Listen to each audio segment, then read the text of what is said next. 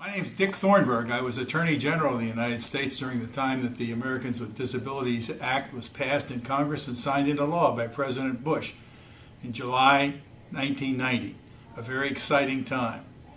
And it was a tribute, I think, to the democratic process that years of effort finally resulted in this important legislation. A real Bill of Rights for people with disabilities was passed in the Congress, and many of us who were in that effort will never forget the day, the bright sunny day. The temperature was hot.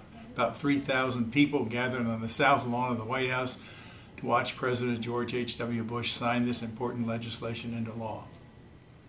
It hardly seems possible that it was 20 years ago that the ADA was passed into law, although we're reminded of it as we look around every day wherever we live and see the changes that have been taking place. Physical changes like ramps in the community, the parking lots set aside in the local grocery store, braille on ATM machines and elevators.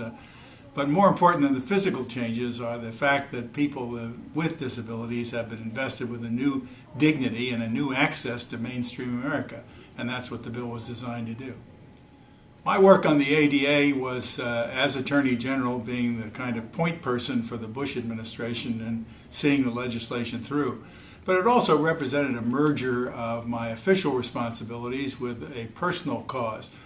My wife and I have a son, now age 50, who was very seriously injured in an auto accident when he was just 4 months old and suffered severe brain damage and skull fractures, and his life was in the balance for a spell.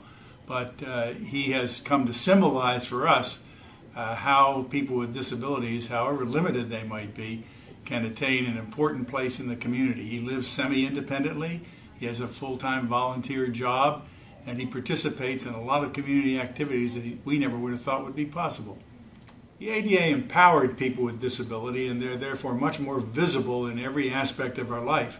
Unfortunately, one place where they're not as visible as they ought to be is in the job market. We still haven't made much progress in providing mainstream job opportunities for people with disabilities, and that has to be the number one item on the unfinished agenda as we go forward into the next 20 years.